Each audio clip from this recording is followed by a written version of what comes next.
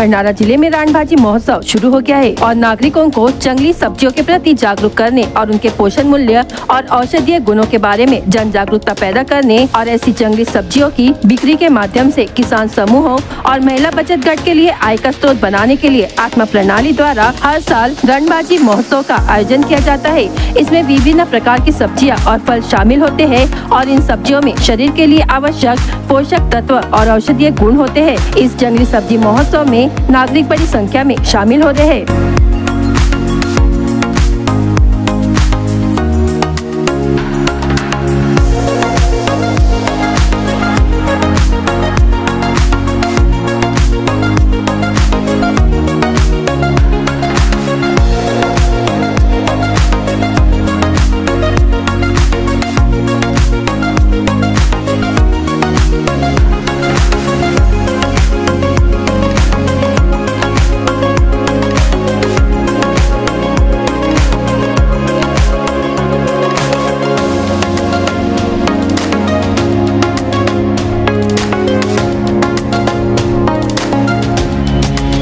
माझं नाव राखी कहालकर, मी तालुका तंत्र व्यवस्थापक BTM म्हणून तालुका कृषी अधिकारी कार्यालय लाखनी येथे कार्यरत आहे।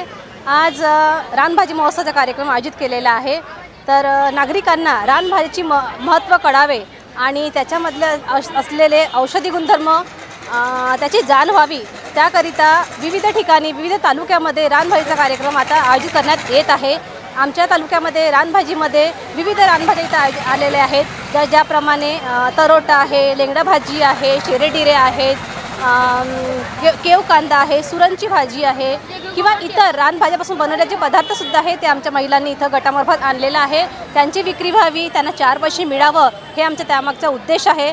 बिरसा मुंडा किंवा जे क्रांतीवीर बिरसा मुंडा यांच्या जयंतीनिमित्त रानभाजीचा कार्यक्रम आयोजित केलेला आहे आणि लोकांना त्याची जाण व्हावी म्हणून आम्ही हे आजचं प्रसार प्रसिद्धी म्हणून आम्ही कार्यक्रमाचा चालना देत आहोत।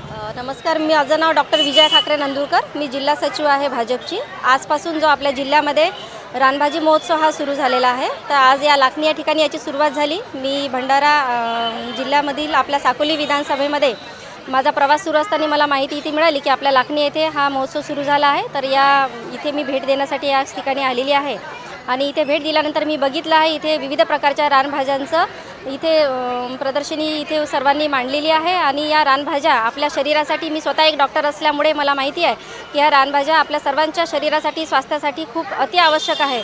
यांचं जर आपण आपल्या दैनंदिन जीवनामध्ये रोज आहारामध्ये सेवन केलं तर आपल्या स्वास्थ्यासाठी, आपली रोगप्रतिकारक शक्ती वाढवण्यासाठी, इम्युनिटी वाढवण्यासाठी, स्मरणशक्ती वाढवण्यासाठी ह्या रानभाज्या अतिशय खूप गुणकारी काम करतात।